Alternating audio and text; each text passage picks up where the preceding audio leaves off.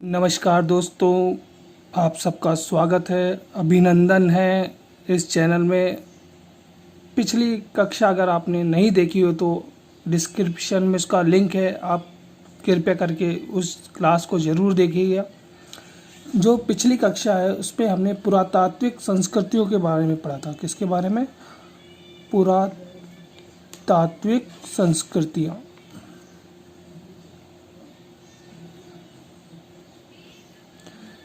इसके अंदर हमने 3 काल के बारे में पढ़ा था। प्राग ऐतिहासिक काल,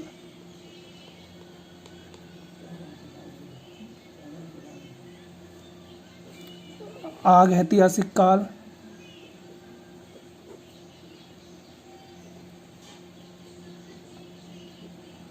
तथा ऐतिहासिक काल। प्राग ऐतिहासिक काल में मानव जो पुरातात्विक सामग्री के आधार पर पता लगाते हैं। किसके आधार पर? पुरातात्विक सामग्री, जैसे अभिलेख, शिलालेख, सिक्के, दुर्ग, औजार। आग ऐतिहासिक काल में मानव क्या है, लिखने से तो परिचित था लेकिन हम उसे नहीं पढ़ पाए हैं। जैसे सिंधु घाटी सभ्यता। ऐतिहासिक काल में मानव हमें लिखित और पठन योग्य सामग्री मिली है, मतलब हम लिखी हुई सामग्री में मिली है प्लस हम उसको पढ़ भी सक रहे हैं, पठन योग्य। कौन सी काल है वो? वैदिक काल। फिर हमने राजस्थान के पाषाण काल के बारे में पढ़ा।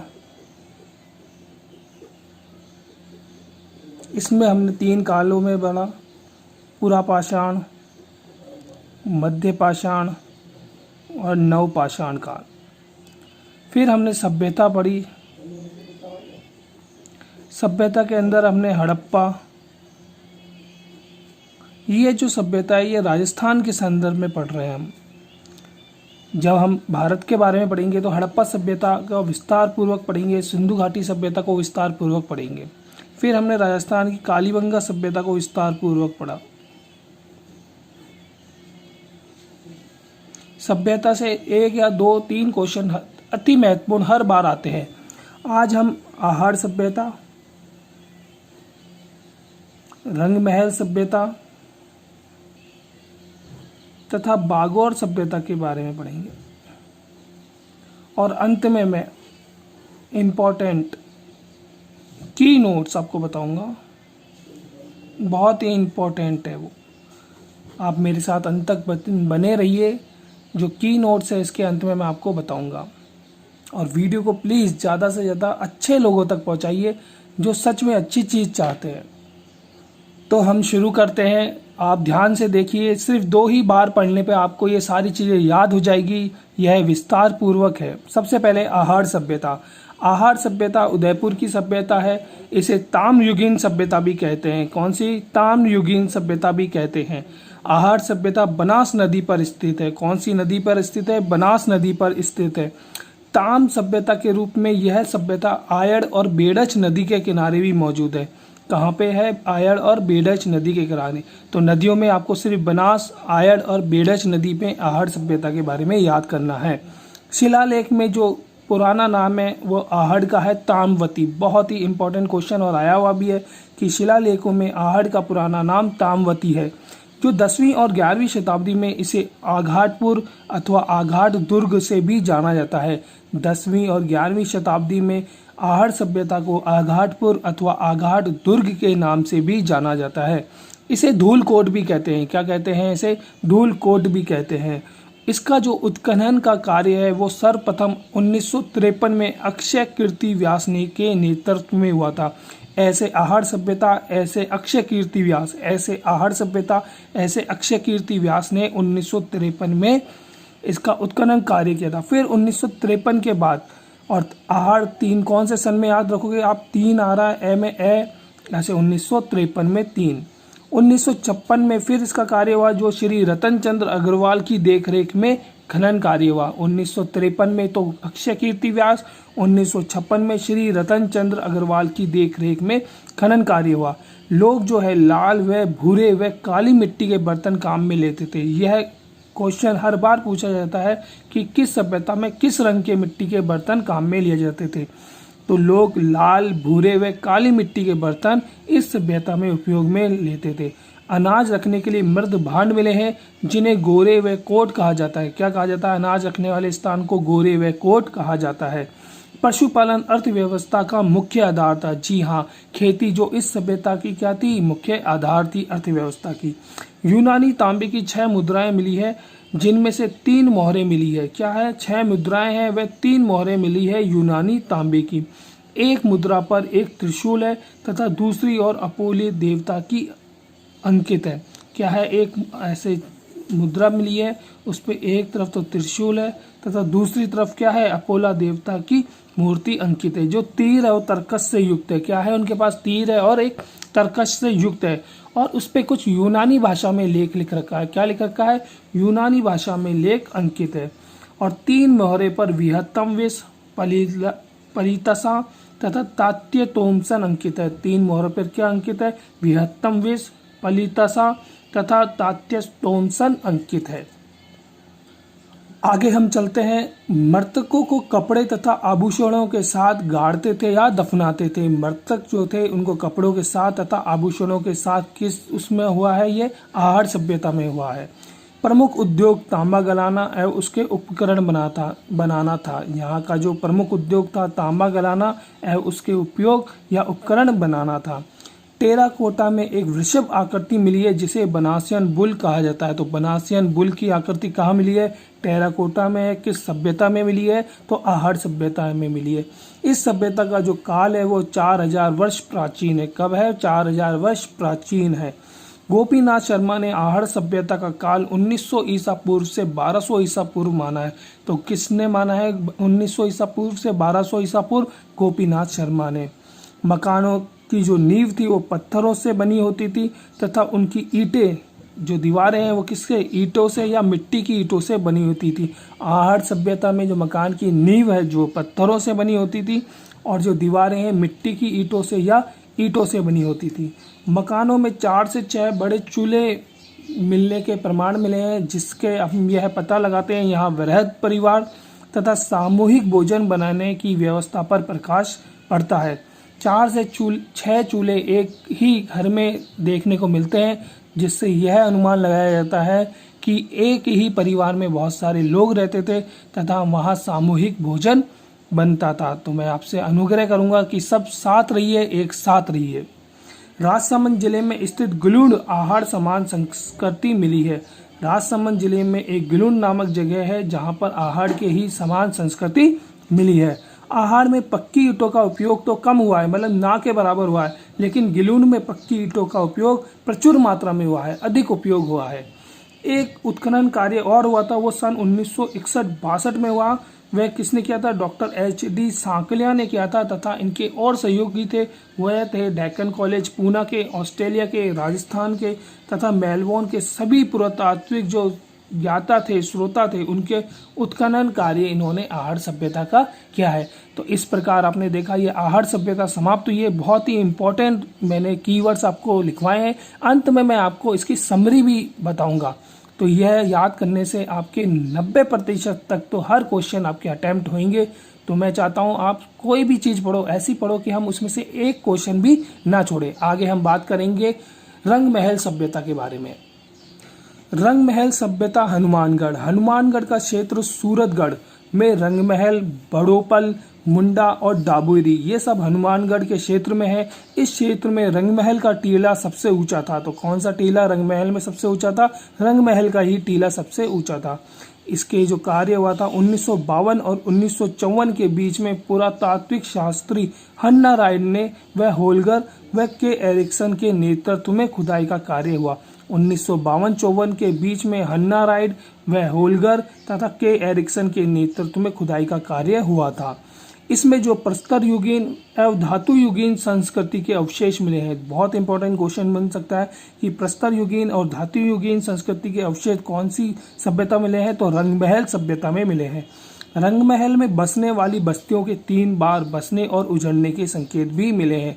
मतलब यहाँ की जो बस्तियां हैं वो 3 बार बसने और उजड़ने के संकेत मिले हैं। जो मर्द भांड मिले हैं वो लाल या गुलाबी रंग के अधिकांश चाक से बने होते थे। बहुत इंपॉर्टेंट क्वेश्चन, मैंने कहा ना ये रंग के बारे में एक क्वेश्चन आएगा ही आएगा।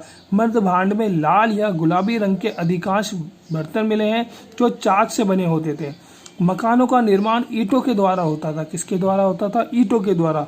दो डॉक्टर हन्ना रिड है, उनको एक मिट्टी का कटोरा मिला है जो स्वीडन के लुंड संग्रहालय में सुरक्षित है। क्या मिला है? हन्ना रीडर को एक मिट्टी का कटोरा मिला है जो कहाँ सुरक्षित है? लुंड संग्रहालय में सुरक्षित है, जिसके किनारों पर पुरुषाकृतियां कुषाण कला की, जो किनारे है बर्तन के उस पर पुरुषाकृतियां हैं, पुरुष की आकृति है जो कुषाण कला की है।